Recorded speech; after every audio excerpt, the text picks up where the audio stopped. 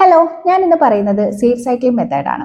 അതായത് PCOD, thyroid, infertility, endometriosis, irregular periods ഇങ്ങനെ ഏത് തരത്തിലുള്ള ഹോർമോണൽ ഇംബാലൻസിനെയും റെഗുലേറ്റ് ചെയ്യാൻ ഹെൽപ്പ് ചെയ്യുന്ന ഇന്ന് ട്രെൻഡിങ് ആയിട്ടുള്ള ഒരു മെത്തേഡാണ് സീഡ് സൈക്ലിംഗ് എന്ന് പറയുന്നത്.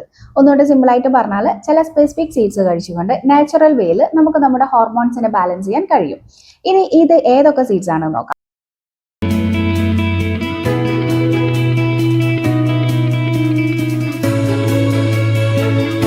നമ്മുടെ നോർമൽ മെൻസ്ട്രൽ സൈക്കിൾ എന്ന് പറയുന്നത് 28 ദിവസമാണ്.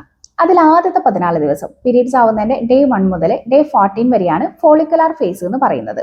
ഈ ഒരു ഫോളിക്കുലാർ ഫേസിൽ കഴിക്കേണ്ട സീഡ്സ് ആണ് ഫ്ലാക്സ് സീഡ്സും പംകിൻ സീഡ്സും.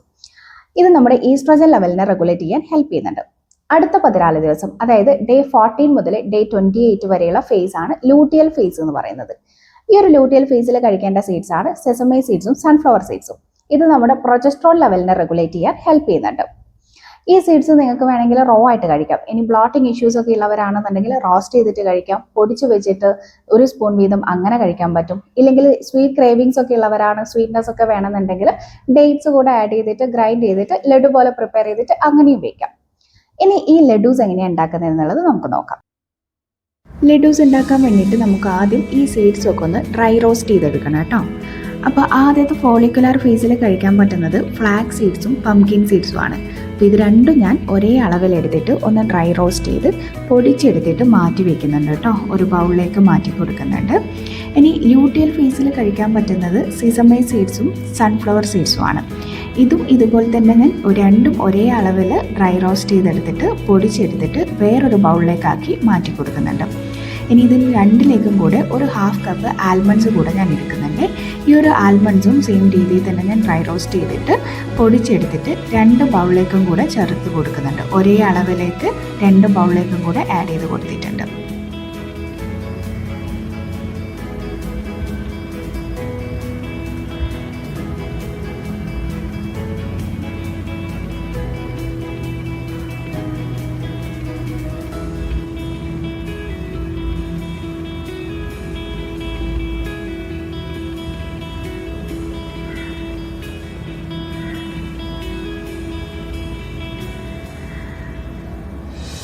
ഞാൻ മധുരത്തിനായി ചേർത്തത് ഒരു 15 ഡേറ്റ്സും ഒരു 8 ഫിഗും കൂടിയാണ് കേട്ടോ.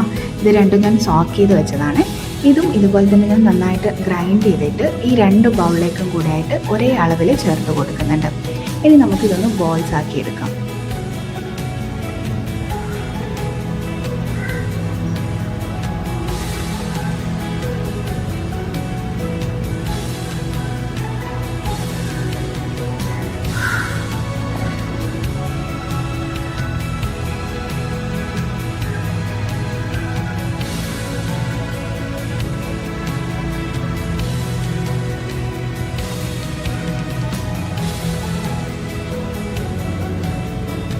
ഇതൊരു 14 ബോൾസ് വരെ ഉണ്ടാക്കി വെച്ചാൽ മതി കേട്ടോ. അപ്പോൾ ഇത്രയേ ഉള്ളൂ പണി. പെട്ടെന്ന് തന്നെ നമുക്ക് ഉണ്ടാക്കിയെടുക്കാൻ പറ്റും. ഒരു 3 മന്ത്സെങ്കിലും കണ്ടിന്യൂസ്ലി ഇങ്ങനെ ഫോളോ ചെയ്താൽ മതി.